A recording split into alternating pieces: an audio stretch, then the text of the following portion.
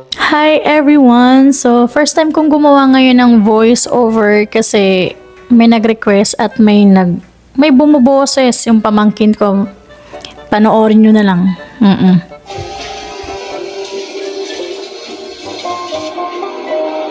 This is boring. It's just washing dishes. Halatang may pinagmanahan ang bagaling na bata. So anyway, last time sumama ako sa mga friends ko, nag-Costco kami para bumili ng mga karne kasi maganda yung karne sa Costco kahit mahal pero bultuhan siya, talagang powerful yung meat nila. So ayan, mga flowers. So nag-decide akong kumuha ng isa para dito sa bahay namin, no? Alangan naman para sa bahay ninyo. Hindi ko alam ba't ginagawa ko tong voice over na to. Si Mikay kasi, sige pagbigyan kasi nag-request ang bata mag voice over daw. Ayan, jump na tayo. Saturday morning. Gumawa ko ng breakfast namin kasi para may makain naman. Alangan naman para may makain kayo. Ang swerte nyo naman. Huy, nagmaldita, wag ganon. Joke lang. Ayan, nagluto ako ng breakfast para may makain si Jerome bago pumasok sa work. At since wala naman akong pasok, diba? Para may pakinabang naman ako sa life, be. So, Mikay, kung napapanood mo man to, kasi alam kong papanoorin mo to kasi hindi ko kayo titigilan na manood nito. Sana maging masaya ka na nag-voice over si tita. Hindi ko alam kung anong sasabihin ko. Diba, basta maging masaya ka lang. Ayan na.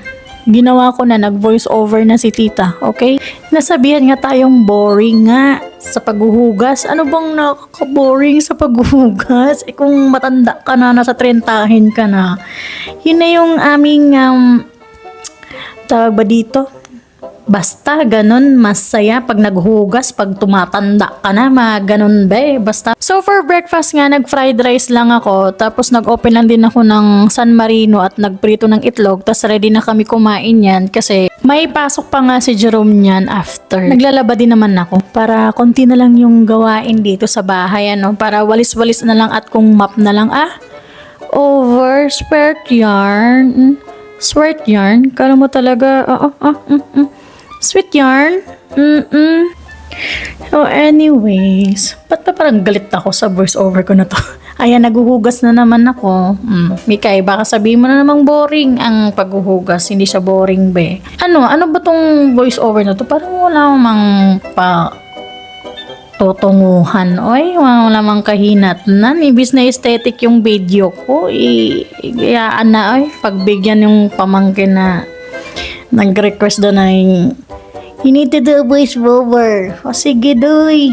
Pagbigyan kita na mag-voice over ako. Hindi ko alam kung anong sabihin ko dyan. Manood ka o naglilinis ako dyan. Nag-trapo-trapo ako dyan ng mga basa dyan. Sana maging masaya ka na nag-voice over ang tita mo ngayon. So magkwento na lang ako. This year kasi na summer, hindi siya namin na-enjoy kasi umuulan, araw, uulan, ganun na hindi siya nakaka-enjoy na lumabas na summer. Last year kasi ito ng nakaraang year din. Sobrang enjoy namin talaga yung summer kasi ang taas ng araw nananapak yung init. Talagang sunog ako na talagang hanggang winter hindi ko mabawi yung kulay ko. Ganon siya ka-effect. Yung summer, ganun ka bombastic ba? Tsaka isa din sa mga rason kaya ayaw ko talagang mag-voice over kasi hindi naman nakaka-aesthetic itong aking voice. Talagang tsaka yung sa mga close friends ko, alam nila yung pang bardagulan ako be. Talagang hindi lang halata, pero panbardagulan talaga to. Ayun, sabi ng ate ko, sige na, mag-voice over ka, try mo kasi maraming matutuwa. Ewan ko na lang kung matuwa kayo nito, after nito, pag na-upload ko to.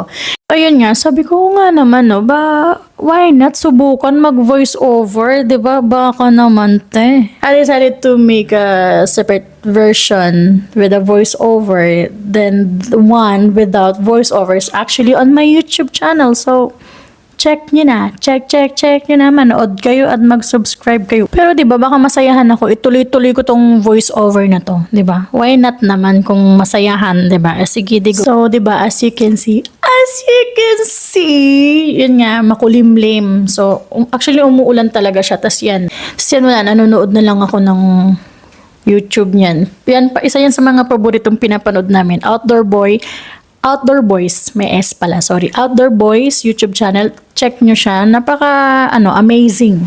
Tapos yung nakaraang araw, na-videoan ko talaga namin. Tapos, ayan, hindi wala pa pala. Masyadong nagmamandali. Nung nakaraang araw talagang ang dilim niya, as in super dilim. Tapos grabe yung lakas ng ulan, may kulog, may kidlat. Yun nga, kasi first time namin siyang ma-encounter. Ewan ko lang, siguro last year merong ganon, di lang namin napapansin. Kasi yun nga, after work, kain.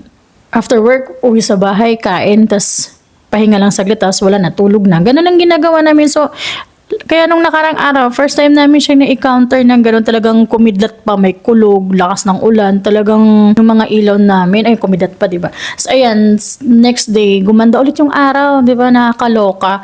So ayan, naisipan kong mag-timelapse kasi ang ganda ng mga clouds. Hanggang sa nakatulugan ko yan. Hanggang sa pagising ko ng 6 p.m, nagpe-play pa yung sa cellphone ko. So patapos na tong video na to. Sana masayahan kayo. Mikay, sana masayahan ka at napagbigyan sa request. So, bye!